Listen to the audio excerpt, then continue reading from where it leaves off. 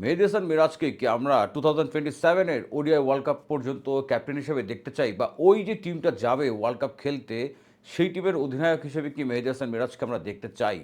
সেটা কিন্তু অনেক বড় একটা প্রশ্ন উঠে গিয়েছে অলরেডি, কারণ মেহেদী হাসান মিরাজের হোয়াইট বল ফরম্যাটের যে পারফরম্যান্স অনেক দিন ধরেই টি-20 থেকে তো মেহেদী হাসান মিরাজ তিনি ছিটকে গিয়েছেনই, তার সাথে সাথে এখন যদি বলি ওডিআই টিমে তিনি ক্যাপ্টেন হওয়ার পরে বাংলাদেশের ওডিআই টিমটার অবস্থা একেবারে জঘন্য। মেহেদী হাসান মিরাজের অনেকগুলা লিমিটেশনের ভেতরে কিন্তু একটা লিমিটেশন দেখা যায় যে তিনি কোন ব্যাটিং অর্ডারে যে আসলে ব্যাট করবেন তিনি নিজেই কনফিউজড। আরও বেশি কিন্তু এটা দেখা যাচ্ছে যখন থেকে তিনি কিনা ওডিআই টিমের ক্যাপ্টেন হয়েছেন, কিংবা মিরাজের ভেতরে ওই ক্যাপ্টেন্সির যে এক্স ফ্যাক্টরটা থাকা দরকার, রিস্কি ডিসিশন নেওয়া বা টিমের প্রবলেমের সময়, বিপদের সময় দায়িত্ব নেওয়াটা, সেটা কিন্তু মিরাজের ভিতরে দেখা যায় তো না।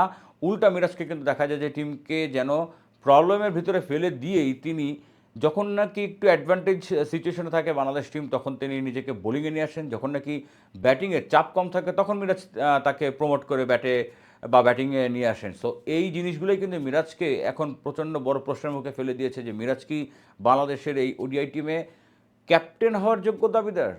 এর থেকেও তো বড় প্রশ্ন উঠে গিয়েছে যে মিরাজ কি আসলে এই বাংলাদেশের এই টিমে জায়গা পাওয়ার দাবিদার কিনা।